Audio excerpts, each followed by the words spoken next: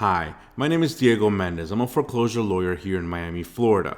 A lot of people have asked me to make these videos on how they can purchase foreclosed homes and possibly make a profit or live in the properties. Now, a lot of people also ask me, well, is this a real thing? Can you actually make money buying these foreclosed properties and then turning around and flipping them or living in them, and you get yourself a good deal? So what I've done is I've gone back in time and I found one property that was foreclosed last year, November, and we're going to see how it did through the process, and when it was eventually sold, how much money these people made that bought this property. Now we're going to do more videos in the future and we're going to feature more properties, but we're going to start off with this one to see how it did.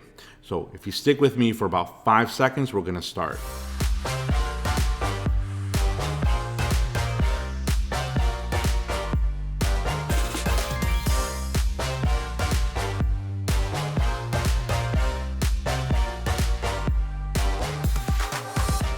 So what I'm going to do here is we're going to go and look at a property that was sold at auction through the Miami-Dade County Clerk's website in November of 2022.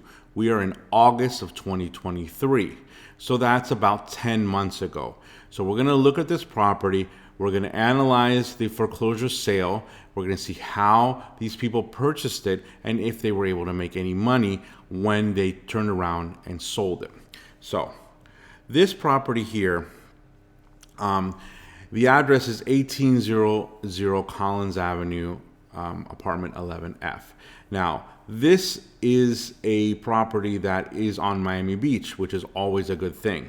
So if we're looking at this foreclosure docket here, which is basically the end result of a foreclosure that happened on November 7th of 2022. This property was sold at auction for $350,100. Now, the question is, this property was sold for $350,100. What happened after that? So we're going to look at that right here. So as I mentioned, this property was sold for $350,000. As you can see, the assessed value is $345,000. What that value actually means in this context here is what the county assesses the value for property taxes, for property tax reasons. That is not the market price of the property. Because if you just looked at that and said, well, if it's $345,000 and they spent $350,000, well, they lost money. That's actually not what happened here. These people actually ended up making a lot of money, and we're going to talk about that right now. The other amount here, which is interesting to me, is the final judgment amount, $749,000 and change. What this means is the plaintiff, meaning the bank who did the foreclosure, was actually owed $749,000, but they let the property go for much less. They let it go for $350,000. This was sold to a third-party bidder. Now, what does all that mean? That means that a third party, meaning not the bank, a person who had $350,000 or a company that had $350,000, put that money into the court registry and was able to purchase the property. So let's take a look at the property here. So we're going to analyze this. So basically, the property is located in Miami Beach.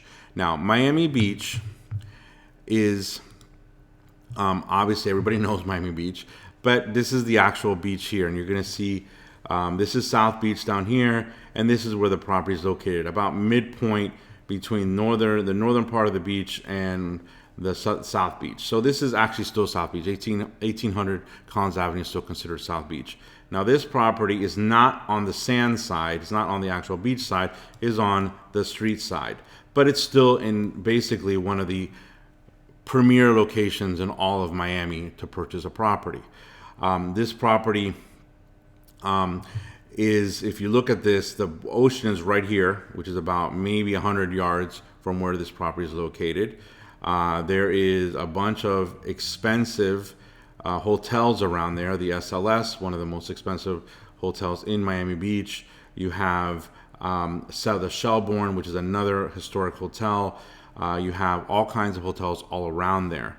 So whoever bought this property basically got into an area that is one of the hottest areas in South Beach, in Miami Beach, and is one of the places that a lot of people want to buy. So let's take a look at some photos that I found of this property. So this is the property here. It looks like a nice, I believe it's a 1-bedroom. It's on the corner, so you can see the view. It has an ocean view across the street. This is the building. It's a nice renovated building, looks like. And the unit is a standard Miami Beach building, Miami Beach unit with a balcony. And it has a pretty nice view. It has a nice little balcony, and you can see kind of the view that you would get for this property that these folks spent $350,000 to purchase. So this is obviously, these pictures were taken after the fact.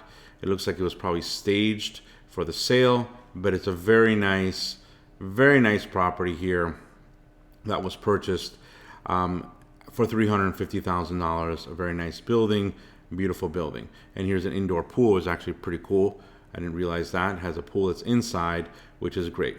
So again, the question is, these folks who spent $350,000, and we're going to go back and look at that again, so you're not saying I made this up. $350,000. This property was sold in November of 2022, and eventually it was resold, and it was I'm having to get the screen up here. It was sold for $690,000. So that's what these people made when they flipped the property. So let's talk about what that actually means. What does it mean to resell a property at $690,000 when you purchase it for $350,000 at auction? So let's go through the numbers. Now, when you purchase something in Miami-Dade County for $350,000, there are a couple costs that are involved. Number one, there's 1.5% that you need to pay to the county, which is about $5,250. There's also a dock stamp, which is 0.06, and there's a dock stamp calculator. It's a little complicated, but in this case, I already did the numbers for you. $2,100. So in order to purchase this property, they put $350,000, plus they had to put about $7,500 in on top of that to get the property out of the county. So they went off and they sold it for $690,000. Now, I don't know if they renovated it. It kind of looks like they probably put some money into this, because who knows what the status of the property was when they bought it. But let's assume they didn't put any money in, okay? If they put no money into this and just turned around and flipped it, let's go back and look at that. Let's see if we can tell from these pictures if they at least renovated the bathroom or the kitchen. That's usually where the money is spent. So we can take a look at this kitchen here. And yeah, it looks like they probably did renovate this. This does not look like an original kitchen. So assuming that they probably did the floors look brand new, travertine. The bathroom looks like they probably put some money. So I'm going to throw a number of $50,000 out there for the renovation cost. I did calculations with no renovation costs, but now that I'm looking at these pictures again, I'm starting to think that these people probably put some money into this. I'm not sure, but let's throw a number out there of $50,000. So if we calculate that 50 grand in closing costs, in renovation costs. So let's do the numbers here. Okay.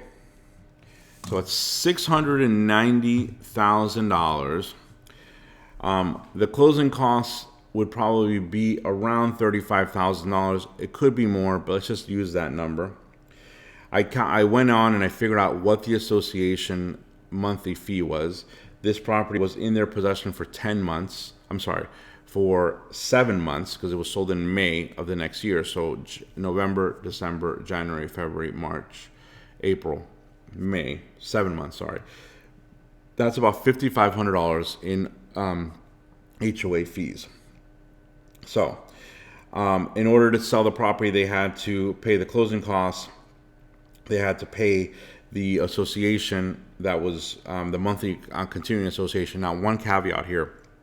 The assumption is that there was no association lien prior to the sale. There could have been an association lien. So if there was an association lien, meaning that the original owners had not paid the association for a while, then the foreclosure, the people that bought the foreclosure would be responsible for that money. So who knows what that could be, but it's about $800 a month. Let's assume that it was a year or 2 years. It could be another, $10,000 or $12,000. But I think when I do the numbers here, you're gonna see that even with that, they're still pretty good. So we're not going to calculate any potential association fees that were due prior to the sale. So just to not muddy it up, but let's put that little asterisk in here because it could very well be that the property was sold for that there was an association due at the time. So at $690,000 with all those costs, if there was no renovation, it looks like they would have made about almost $290,000, around $292,000 in profit. If there was a renovation, it would be $240,000. If there was an association, calculate another $10,000 to $15,000 off that. So these folks made anywhere between, let's say, $220,000 to $290,000 in profit in 5 months. I'm sorry, in 7 months. I don't know where else you would make that kind of money in 7 months. But in this property, that's what these folks did. So that is proof that there is money to be made. Now, not every property sells for these numbers. This one is one that I saw that I liked and I wanted to show you because this is probably on the higher end of what somebody can make. But I'm guessing the vast majority of these properties, people do make money when they flip them.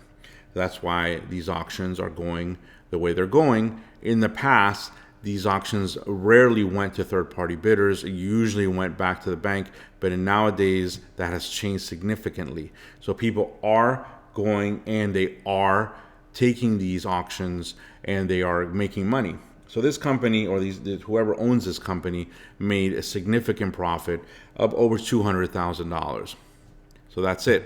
We're going to make more videos on this topic, and I know you're going to ask me to make more, and you're going to ask me specific questions, which I'll try to answer if I can. But this is one of the examples of how you can make money flipping homes in Miami-Dade County. Until the next time, Diego Mendez, Motivational Esquire. Keep watching my videos, subscribe, and maybe you're going to learn something, and maybe you're going to either learn how to keep your home or how to purchase homes in the future. Because remember, all homeowners are real estate investors.